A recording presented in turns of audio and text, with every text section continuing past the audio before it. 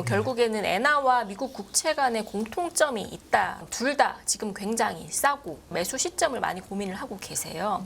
그럼 결론적으로는 지금 엔화가 굉장히 싼 건 맞지만 엔화가 지금 상황에서 저점을 딛고 다시 올라올 가능성들은 조금 낮지 않을까. 반대로 이제 미국 국채도 마찬가지로 지금 금리가 많이 올랐기 때문에 뭐 저점에 대한 시각들이 필요하고 미국 국채들을 매입을 해야 된다. 이 미국 국채의 기간 프리미엄을 확대시킬 소지가 굉장히 크다. 통화정책적 불안감들 때문에 단기 기대금리 경로 역시 높아질 우려 역시 크다.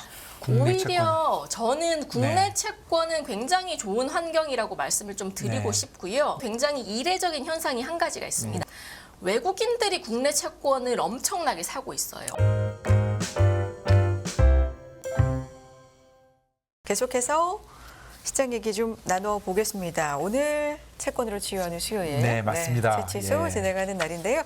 지난번에 워낙에 명료하게 말씀을 해주셔서 저희가 또 고견 듣고자 다시 모셨습니다. 하이투자증권 리서치센터의 김명실 연구위원 나와주셨네요. 안녕하십니까? 네, 안녕하세요. 안녕하세요. 네. 예, 저희가 바로 전 시간에 옌 달러, 뭐 옌 원에 대해서 얘기했는데 최근에 워낙에 한 번 더 해주시죠. 요즘 이제 엔화 관련해서 말씀들이 굉장히 많으셨고요. 아시다시피 뭐 3월 중하순부터 가파른 상승세를 보였습니다. 엔달러 환율이 그러면서 뭐 6월 28일 기준으로는 144엔 정도로 상회를 하고 있고 뭐 흐름을 조금 말씀드리면 참고로 직전 5월 30일 정도에 엔화가 140엔을 상회하자 이제 일본 외환당국이 구두적인 개입을 진행하면서 한때 엔화가 135엔 정도까지 떨어졌다가 다시 엔화가 상승세를 지속을 하고 있는 모습들 나타나고 있습니다. 뭐 제가 오늘 생각해본 테마 중에서 정리를 했던 건 뭐 결국에는 엔화와 미국 국채 간의 공통점이 있다라는 걸 조금 결론을 짓고 싶고요. 결론부터 말씀을 드리면 둘 다 지금 굉장히 싸고 그래서 시장 참가자들, 투자자들이 엔화와 미국 국채에 대해서 매수 시점을 많이 고민을 하고 계세요. 뭐 실제로 이제 뭐 일정 부분 엔화가 지금 바닥을 치기 시작하면서 이제 결국에는 하반기에는 조금씩 회복이 될 거니까 지금부터 엔을 사야 된다. 반대로 이제 미국 국채도 마찬가지로 지금 금리가 많이 올랐기 때문에 뭐 저점에 대한 시각들이 필요하고 미국 국채들을 매입을 해야 된다. 이런 시각들이 굉장히 많은데 그 부분에 대해서 저는 조금 조심스럽게 생각을 하시라라고 말씀을 좀 드리고 싶고 뭐 그러면 이제 왜 과연 이렇게 엔저 현상이 계속 지속이 되고 있는 데에 대해서 생각을 조금 해보면 결국에는 미국과 일본 간의 통화정책 차별화가 지속이 되기 때문이고 그런 지속은 뭐 짧게는 뭐 한 2달 정도는 더 갈 수 있는 재료라고는 보고 있습니다. 아시다시피 최근에 엔화가 다시 이제 엔저 현상으로 가팔라진 가장 근본적인 이유는 계속적으로 일본은행 총재는 통화 완화의 필요성을 강조를 하고 있습니다. 뭐 4월달 우에다 일본은행 총재가 부임을 했죠. 그 뒤로도 계속 통화 완화 정책을 지속을 하겠다라는 도배시한 발언들을 지속하고 있는 반면에 뭐 아시다시피 6월 FOMC에서 파월 의장은 연내 점도표를 이제 올해 연내 추가적으로 2번 정도 50bp 정도 금리 인상을 하겠다라고 매파적인 발언을 하면서 연준은 계속적으로 긴축을 하겠다. 반면에 일본 중앙은행은 완화 정책이 필요하다라는 상반된 입장을 유지를 하고 있습니다. 그러면서 엔저 현상들이 가팔라지기 시작했고요.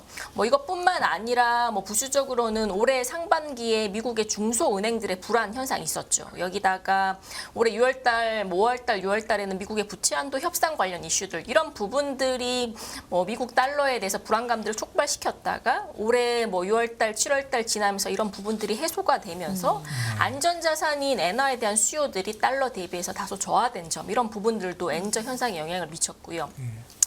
그러면서 이제 시장에서는 엔을 사야 된다라고 말씀들을 많이 하시는 논리가 결국에는 일본이 YCC라는 통화 완화 정책을 포기할 시기가 다가왔다. 그렇기 때문에 일본이 완화 정책을 그동안 고수했던 완화 정책을 올해 하반기에 틀 수 있다. 이런 기대감들이 조금씩 형성되기 시작했어요. 실제로 그런 YCC 정책을 포기하겠다라는 기대감이 형성됐던 가장 큰 이유 중 하나는 일본의 물가였습니다. 아시다시피 일본의 4월달 소비자 물가는 뭐 4월달 기준으로 3.4% YOY 기준 올랐고요. 그리고 일본의 물가를 다소 선행하는 도쿄 23구의 5월달 물가 상승률도 뭐 전월인 3.4% 대비해서는 5월달 3.1을 기록하면서 조금 소폭 하락하긴 했지만 네. 어쨌거나 3%를 넘어서고 있습니다. 지금 일본 중앙은행의 물가 타겟 레이트가 2%입니다. 그러면 일본 중앙은행 입장에서는 이론적으로 물가 상승률이 타겟 레이트를 상회하기 때문에 어쨌거나 통화 완화 정책을 조금 바꿔야 되는 명분들이 있다는 점은 사실일 것 같고요. 그러면서 이제 뭐 일부 투자자들이 일본은행이 올해 빠르면 7월 정도에 YCC 정책을 폐지를 하던지 아니면 현재 0.5% 10년물 타겟 레이트 0.5%로 고정돼 있는 걸 조금 밴드를 열어주던지 이런 정책들을 할 것이라는 기대감들 때문에 그럼 지금부터 엔화를 사야 된다. 엔화 가치가 앞으로도 오를 거기 때문에 이런 논리들이 만들어지기 시작했어요. 저 그래프 좀 전에 나온 네. 그거 한번 보여주시죠. 저 생각보다 네. 상당히 일본 근원 CPI가 높은데 유럽이나 미국에 비해서도 일본은 미국에 비하면 물가에 대해서 걱정도 하지만 그 디플레이션에 대한 그야말로 뿌리 깊은 공포가 있어서 그런지 큰 걱정은 안 하는 것 같아요. 맞습니다. 예. 일본이 뭐 잃어버린 10년이라고 해서 네. 디플레이션을 굉장히 장기간 겪었던 네. 국가예요. 그러면서 예. 일본은행은 통화 완화 정책들을 장기간 유지하면서 디플레이션을 타개하기 위해서 노력을 했었고 네. 그 성과들이 올해 상반기부터 조금씩 나타나고 네. 있는 상황입니다. 뭐 차트 보시면 주요국 근원 CPI 상승률 보시더라도 유럽이나 미국에 비해서 일본의 근원 CPI의 반등은 뭐 빠르면 뭐 기간으로 따지면 한 6개월 정도 늦었어요. 뒤늦게 올라오는 중이고 그러면서 지금 미국과 유로존 물가들은 조금씩 피크아웃을 나타내기 시작했잖아요. 근데 네. 일본 물가는 아직까지는 여전히 올라가고 있는 네. 상황이기 때문에 결국에는 이게 하반기까지 일본 물가가 3%든 4%든 지속이 된다면 결국에는 그동안 유지했던 완화 정책을 조금 바꿔야 되지 않을까라는 목소리들이 높아지고 있는 네. 상황이고요. 예. 다른 얘기인데 각국의 중앙은행들은 물가 목표를 공통적으로 거의 2%대로 잡는 것 같은데 이거 어디 맞습니다. 나와 있습니까? 뭐 이거는 중앙은행 홈페이지에 가시면 보실 수 있고요. 뭐 기본적으로 장기 성장률과 그리고 장기 인플레이션들을 다 고려해서 이론적으로 이 국가가 지금 수준을 유지하기 위해서는 이 물가 수준이 필요한데 그걸 2% 정도로 잡고 있는 거죠. 그 각국마다 2%대가 가장 좀 적절하다라고 평가를 지금은 뭐 하나 대부분 다 봅니다. 2%죠. 네, 맞습니다. 예, 예. 한국은행도 마찬가지고요. 예, 예. 네. 계속해 보죠. 예. 그래서 네, 네. 근데 결국에 제가 네. 말씀드리고 싶은 건 일본이 뭐 7월이든 8월이든 YCC를 바꿀 명분들은 굉장히 낮다는 거고 사실상 바꿀 가능성들은 굉장히 낮아 보인다라고 말씀을 좀 드리고 싶고요. 네. 그 이유들을 말씀을 드려보면 뭐 심플하죠. 일본의 지금 물가 상승률 자체가 장기간 물가가 계속 올라갈 가능성들은 굉장히 낮다라고 말씀을 드리고 싶습니다. 뭐 일본이 디플레이션 타겟을 위해서 이제 굉장히 노력을 많이 했죠. 하지만 이제 거기에 대한 피크는 아마 5월에 6월달, 7월달 정도에는 끝이 날 것 같고요. 지금 일각에서 나오는 얘기처럼 다시 2%든 조금 장기간의 시각에서 봐서는 1%든 다시 물가가 빠질 가능성들은 크다라고 보고 있습니다. 차트를 봐주시면 지금 이제 올해 일본 춘계 노사 협상에서 임금 상승률이 굉장히 높게 나타났어요. 그러면서 올해 총 임금 상승률은 3.67%로 높은 임금 상승률을 보이면서 물가 상승률에 기여를 했었는데 실제로 두 번째 차트에 일본의 실질 임금 상승률을 보시면 여전히 13개월 연속 떨어지고 있습니다. YOY 기준으로 4월 달에는 마이너스 3% 감소를 했었고요. 결국에는 일본은행이 2%라는 물가 목표 달성을 위해서는 지금의 시장 물가 전망치를 정제로 하면 실질적으로는 1% 이상의 실질 임금 상승률이 나와야지 물가가 지금 수준에서 계속 올라갈 수 있는 환경이 만들어질 건데 지금 상황에서 실질 임금을 플러스로 만들어내기 위해서는 올해보다 더 높은 임금 인상을 해야 됩니다. 사실상 현실적으로 올해만큼 더 높은 임금 상승률이 올해 하반기든 내년이든 나오기는 조금 어려운 환경이라고 보시면 되실 것 같고 그런 측면에서 이제 엔조와 물가 상승이 동반되고 있음에도 불구하고 임금과 물가 상승의 지속성에 대해서는 굉장히 불확실성이 높은 상황이다라고 말씀을 좀 드리고 싶고요. 네.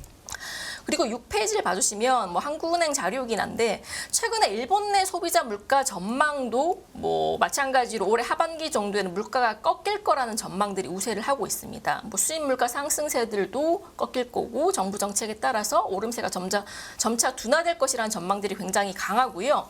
실제로 최근에 우에다 총재의 발언들도 굉장히 인상 깊은데 저널 지난달 28일 날 개최된 22 연내 포럼에서 우에다 총재가 한 말이 굉장히 인상적이었습니다. 네.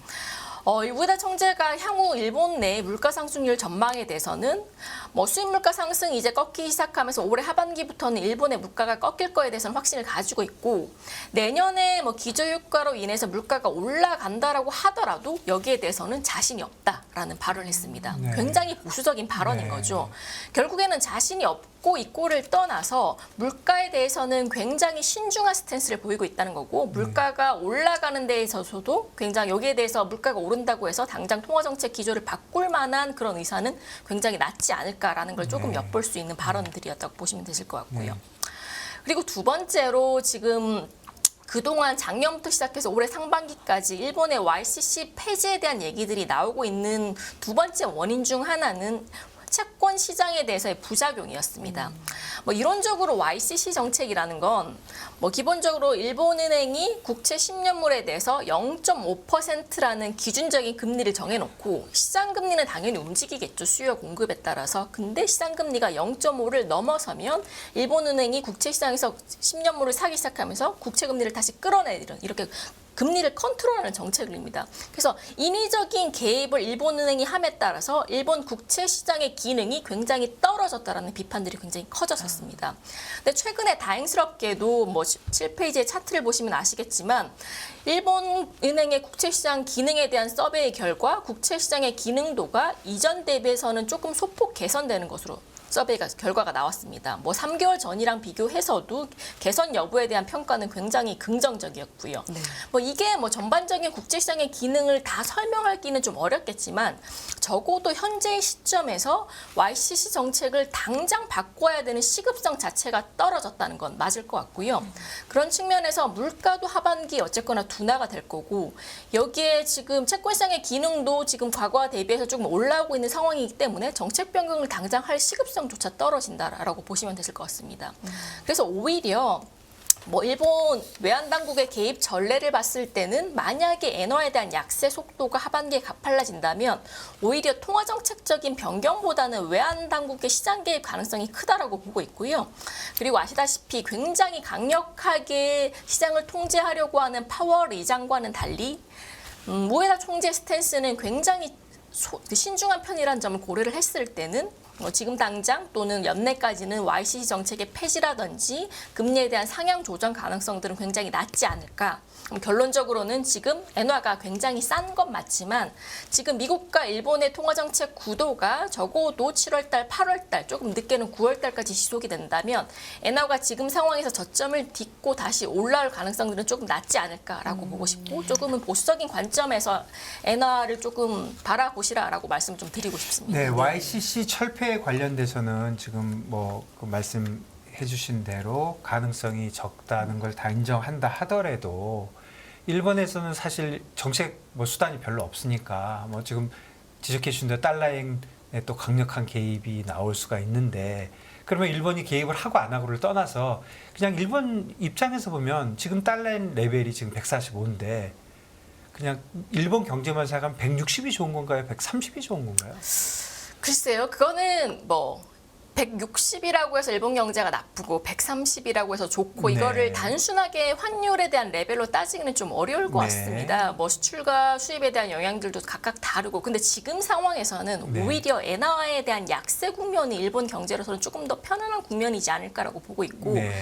기본적으로 일본은 경제를 어느 정도 펌핑을 시켜야 되는 상황일 네. 것 같고요. 그런 상황에서 다행인지 아닌지는 몰라도 글로벌 다른 선진국들이 여전히 통화 긴축을 지속을 하고 있는 상태고 네. 그렇기 때문에 지금 엔저가 용납되더라도 물가가 조금 올라오고 있는 상황이기 때문에 굳이 지금 상황에서 외환 당국이 이전처럼 적극적으로 엔저를 조금 막기 위해서 개입을 할 가능성들은 조금 명분들은 낮지 않을까라는 생각을 가지고 있습니다. 네, 그렇군요. 네. 사실은 저번에 150 정도 갔을 때는 상당히 강력한 개입이 나와서 뭐 거의 10엔을 그냥 한 이틀 만에 뺐잖아요. 네. 근데 그런 경우가 다시 발생할 가능성은 그때하고는 좀 상황이 다르다. 네, 맞습니다. 네. 알겠습니다. 우에다 총기의 그 네. 회의 얘기해 주셨는데 그 발언이 또 화제가 된 게 여기 모인 세 분 때문에 엔저가 지속되고 있는 거다. 뭐 이런 농담 섞인 네, 맞습니다. 얘기를 또 해서 예, 화제가 맞습니다. 됐습니다. 네. 그 세 분이라 하면 연준 의장과 22 총재, 네. 뭐 네. 경국중앙은행 총재 맞습니다. 뭐 그런 회의 얘기가 또 있었는데요. 좋습니다. 저희 이제 채권 얘기를 네, 하고 그렇네요. 있어서요. 예. 네. 미국 국채 또 국내 국채에 네. 네. 대해서 좀 말씀해 주시죠. 이런 상황에서 그래서 어떤 전략이 그럼 유효하겠습니까? 네. 그래서 마찬가지로 네. 이제 엔화도 싼데 네. 지금 미국 국채도 굉장히 쌉니다. 싸다는 네. 건 금리가 계속 올라간 네. 수준에서 유지가 된다라는 네. 거고요. 그래서 이제 미국 국채 시장에 대해서도 기관들도 그렇지만 개인들 투자자들도 굉장히 관심이 많아요. 그만큼 네. 이제 금리 레벨대가 올라오면서 이제는 연준이 통화 정책 금리 인상을 멈출 거거든요. 어쨌거나 뭐 7월이든 네. 8월이든 올해 3분기 정도에는 그러면 금리가 지금부터 조금 빠르게 빠지지 않을까라는 그런 기대 심리가 있습니다. 다만 엔화와 마찬가지로 저는 아직까지는 미국 국채 시장도 불안한 국면이라고 좀 말씀을 드리고 싶고 제가 지난번 시간에 나와서 조금 오해를 하셨던 부분들이 있는데 제가 지금부터 미국 국채 금리가 빠질 거요라고 말씀을 드렸던 부분들은 아니고요. 당장 비교를 해보면 지금 미국 10년물 금리랑 1년 뒤에 10년물 금리랑의 레벨을 봤을 때는 당연히 빠져 있겠죠. 다만 지금 금리랑 2, 3개월 안의 금리, 미국 금리를 비교를 했을 때는 저는 빠졌다라는 자신을 가지기는 좀 어려울 것 같습니다. 네. 그만큼 여전히 불안한 환경들이 지속될 가능성들이 크다라고 보고 있고 어쨌거나 이제 죄송합니다. 이제 FMC에서 네네네. 이제 7월이든 8월이든 추가적으로 금리 인상을 할 수 있을 것 같아요. 미국 경제 지표들이 최근에 굉장히 좋게 나왔기 때문에 네. 이런 통화 정책 불안감들도 미국채 금리가 크게 빠지는 환경을 만들어내기는 어렵게 만들 것 같고요. 두 번째로 지난번 시간에 말씀드렸다시피 여전히 3분기에는 미국 국채에 대한 발행 부담감 굉장히 높습니다. 지금 그때 말씀드렸다시피 부채한도 협상 때문에 미국 재무부는 올해 6월 달부터 미국 T빌과 다른 여타 미국 국채들을 이례적으로 발행량들을 늘릴 것 같고요. 그런 부분들이 미국 국채의 기간 프리미엄을 확대시킬 소지가 굉장히 크다라고 보고 있고요. 여기에다가 앞서 말씀드렸다시피 통화정책적 불안감들 때문에 단기 기대금리 경로 역시 높아질 우려 역시 크다라고 보고 있습니다. 그래서 제가 지난번 시간에 미국 국채 10년의 연간 밴드를 3.35에서 3.95 정도로 말씀을 드렸는데 적어도 3분기에는 상단이 3.95%까지는 추가적으로 상향에 대한 여지 충분히 있다라고 말씀 좀 드리고 싶고 그래서 지금 굉장히 싸 보이고 금리가 높아 보이는 부분들은 맞는데 그렇다고 해서 당장 뭐 한 달에서 두 달 정도 기간을 두고 봤을 때 금리가 지금 레벨대에서 고점을 찍고 빠르게 내려오기는 좀 어렵지 않을까라고 보고 있습니다. 원화는 어떤가요? 국내 채권. 오히려 저는 국내 네. 채권은 굉장히 좋은 환경이라고 말씀을 좀 드리고 네. 싶고요. 네. 특히나 최근 국내 채권 시장에 굉장히 이례적인 현상이 한 가지가 있습니다. 네. 뭐냐면 외국인들이 국내 채권을 엄청나게 사고 있어요. 엄청나게. 네. 올해 5월 달이랑 6월 달 외국인들의 원화 채권 순매수는 32조입니다. 그리고 올해 상반기만 하더라도 1월부터 6월까지 토탈로 50조 정도 자금들이 들어왔습니다. 네. 국내 채권 금리도 미국이랑 마찬가지로 굉장히 플로우가 크게 움직였어요. 변동성도 네. 컸었고 그럼에도 불구하고 외국인들이 원화 채권들을 엄청나게 많이 사고 있다는 거죠. 네. 그럼 외국인들이 왜 이렇게 원화 채권을 살까라 해서 네. 생각을 해보면 저는 크게 한 3-4가지 정도 이유가 있을 것 같은데 첫 번째로는 이제 기본적으로 생각하는 차익 거래, 재정 거래 같은 그러니까 빨리 샀다 빨리 파는 자금들에 대한 수요보다는 바이앤홀드에 대한 수요. 결국에는 한국 채권 시장의 중장기적인 뷰를 보고 채권을 매집을 하는 기관들의 수요가 굉장히 커졌다라는 거고요. 두 번째는 아시다시피 올해 WGBI의 편입에 대한 기대가 있습니다. 네. 뭐 WGBA라고 하면 짧게 말씀을 드리면 세계 3대 국채 지수 중 하나로 네. 국내가 최초로 올해 편입 가능성들을 보고 있는 상황이고 뭐 올해가 아니더라도 적어도 내년 정도까지는 정부에서 적극적으로 편입 의사들을 굉장히 노력을 하고 있기 때문에 편입될 가능성이 높기 때문에 여기에 앞서서 사전적으로 외국인들이 원화 채권들을 조금씩 매집을 하고 있는 게 아닐까라는 생각들도 가지고 있고요. 이게 원래 6월 아니었나요?